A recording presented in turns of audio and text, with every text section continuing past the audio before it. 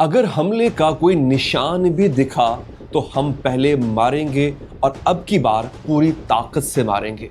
Internet के ऊपर दोबारा से आग लगी पड़ी है। हेडलाइंस चीख चीख कर बोल रही हैं, विस्पर्स हैं कि बीजिंग के अंदर ड्रैगन ने अपने आप को ही खा लिया, यानी कि शी जिनपिंग को मार दिया गया है। कोई कहता है उठा के ले गए हैं, कू हो गया है, थप्पड़ मारे हैं, कोई कहता है कि उसको घसीट कर लेके गए हैं और आर्मी ने टेक ओवर कर लिया। और यह भी बोल दिया, दूसरी न्यूज एक और भी आ रही है कि यहां पर दो जो जनरल्स हैं, जांग और जंगली, उन दोनों को खत्म कर दिया गया है। या क्योंकि जब हुकूमत वक्त जो भी होती है, अगर आपको वो एक वार्निंग देती है तो आपको उस वार्निंग को सीरियसली लेना चाहिए। लेकिन हमारे लोग हैं ये मार खा के सीखने वाले, और जिस तरह गाड़ियां चलाते हैं पर्टिकुलरली मोटरसाइकिल्स, तो वो कहते हैं ना कि मौत के कुएं में चलाने वाले हैं ये लोग। द थिंग इज कि अगर आपको वार्न किया है तो ना जाओ। आपने जरूर है कि आप बैल मुझे मार। मुसीबत यह है एक और कि हम कभी सेटिस्फाई होते नहीं है बहैसियत एक इंसान के। जरिए ही हल करना चाह रहा है या आप समझते हैं ये मामला हाथ से निकल जाएगा? नहीं, हाथ से तो नहीं निकलेगा। मेरा ख्याल है कि यूरोप और अमेरिका मिलकर इसका कोई ना कोई हल निकाल लेंगे, क्योंकि देखिए इसमें यूरोप की भी सिक्योरिटी के मामला हैं और ये लड़ाई ग्रीनलैंड के ऊपर नहीं होगी।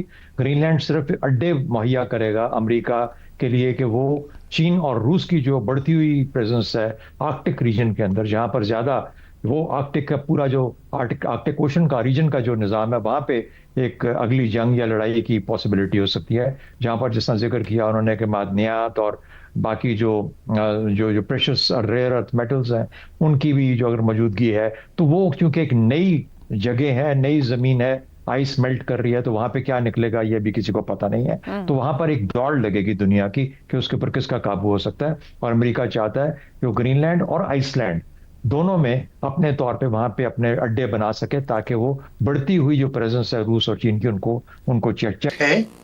कई जगह हम हैं, देखो पंजाब गवर्नमेंट ने काम किया हुआ है, जो सच्ची बात है, ठीक है, लेकिन इसकी जो इम्प्लीमेंटेशन है, जिस तरह आपने पिछले बर्फानी एक जो माहौल हुआ है जिसके अंदर काफी लोग मारे गए, वो क्यों था? क्योंकि आपके जो एहलकार थे वो सोए हुए थे, इनकॉम्पिटेंट थे, वक्त के ऊपर काम नहीं कर रहे थे, रोड्स क्लियर नहीं हुई, हेंस आपके एक्सीडेंट्स हुए और सफोकेशंस जो हुई। अब I am sure, I hope इन्होंने लर्न कर लिया होगा।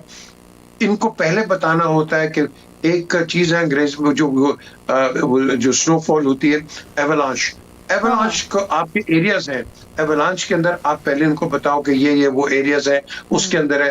रोड मार्किंग्स को आप तकड़ा करते हो, वहां आप जो हम यहाँ भी बात करते रहे रिफ्लेक्टिव लाइट्स वहां लगाती हो, क्योंकि वहां रामीन अगर आप मिस्टेक करोगे तो आप नीचे रवीन में चले जाओगे। और कई लोग गए हैं, मैं आपको बता रहा हूँ, बुरबन के एरिया में मैंने देखा है कई लोग, उनकी बड़ी बड़ी जीपें भी नीचे चली हुई है। सो थिंक क्या आपने इनको बताया? फिर उसके बाद आपने जो टूरिज्म की बात करते हैं, आपके पास कैसे टूरिज्म आएगी जब आप तो कलामी की माजरत, आप जब ऑल्टरनेट निजाम की बात कर रहे हैं तो क्या लगता है कि ये रुझान, यानी आज की ये सूरत हाल हमें उस रुझान यानी ऑल्टरनेट निजाम की तरफ लेके जाएगी, या मौजूदा ताकतें, जब हम मल्टी पावर्स की बात करते हैं मौजूद हैं, तो क्या अब वो चाहेंगी कि एक ऑल्टरनेट हो, ना कि कोई हमें डिक्टेट कर रहा हो? अच्छा, अब ऐसा है कि सबको मनाने के लिए, एक निजाम क्रिएट करने के लिए सबको मनाना पड़ेगा। सबको मनाने के लिए आपको, जिसे कहते हैं, अनचैलेंज्ड पोजीशन पे होना चाहिए, अनचैलेंज्ड पावर पे होना चाहिए।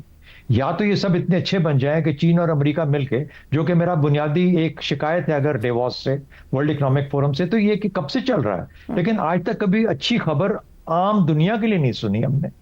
ये कैपिटलिस्ट जो कॉर्पोरेट वर्ल्ड है उसका तो आपस में मिल बैठना हो जाता है, लेकिन जो आम दुनिया से माने, मैं आपको क्या बताऊं, आप इधर आ जाएं, आपको पता है और मुझे पता है कि there are no one way streets, माने लिखा हुआ है वन वे स्ट्रीट्स, मगर ऑल आर डबल रोड्स। तो मैं तो हैरान नहीं हूं कि ये जो कमाल ने कहा है, ये नए और डेस्परेट रेमेडीज, ये रेमेडीज काम नहीं आएंगे, इसलिए the people are the same. आप फेडरल गवर्नमेंट में चले जाए वही है, आप प्रोविंस में आ जाए वही है।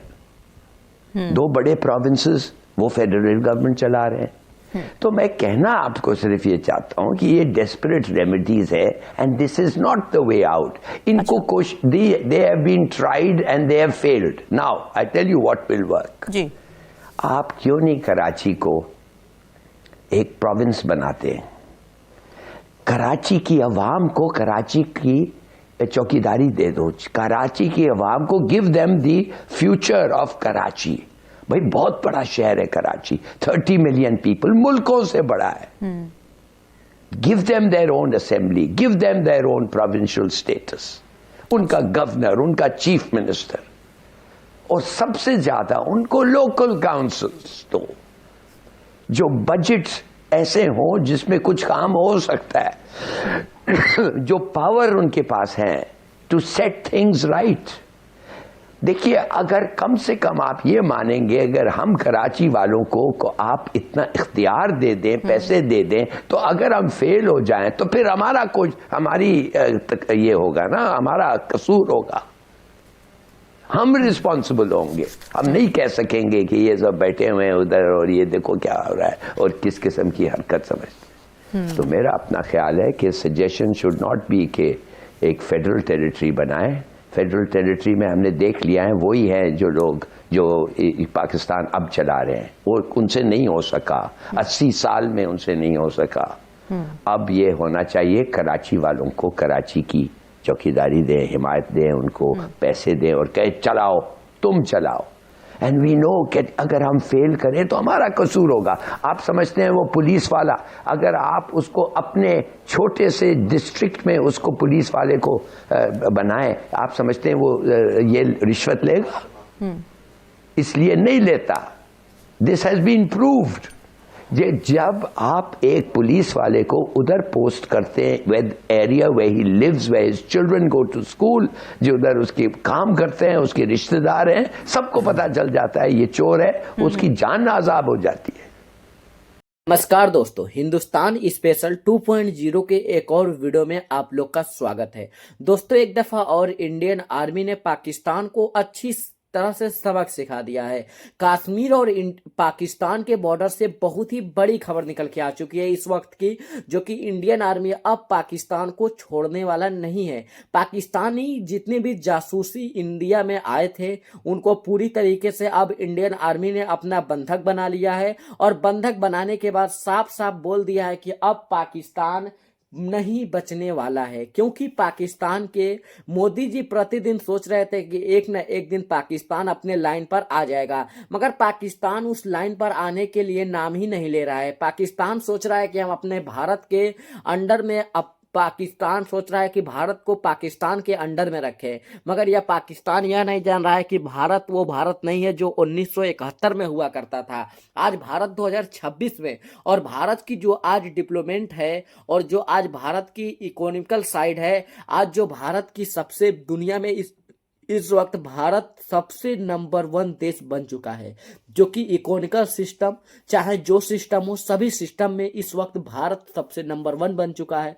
और इस वक्त भारत की बराबरी करना बड़े से बड़े देश अमेरिका भी अब भारत का कोई भी कुछ भी नहीं कर सकता है. जहां पर भारत और यूएई की जब से एक डील सिग्नेचर हुई है, तब से अब अमेरिका के प्रेसिडेंट भी भारत से डरने लगे हैं, सोच में पड़ चुके हैं कि भारत इतनी ज्यादा पावरफुल कैसे हो सकता है. मगर पूरी दुनिया यह नहीं जान रही कि भारत इतना ज्यादा पावरफुल है कि भारत की इस वक्त कोई भी हो, इस वक्त भारत की बराबरी करने लायक कोई भी देश है ही नहीं, चाहे वह जिस भी मैदान में आ जाए. और जो पाकिस्तान सोच रहा है, पाकिस्तान का अब मैदान से नक्शे ही गायब होने वाले हैं. जो पाकिस्तान अपनी प्रतिदिन भारत के अंदर अपनी जासूसी को भेजकर पाकिस्तान सोच रहा है कि हम भारत को बंधक बना ले, मगर आज इंडियन आर्मी ने जो काम किया है, आज इंडियन आर्मी ने एक बहुत ही बड़ा और बहुत ही बड़ी दिन थी, आज 26 जनवरी के दिन था, और आज भारत के लिए नहीं पूरे देशवासियों के लिए बहुत ही अच्छी दिन था.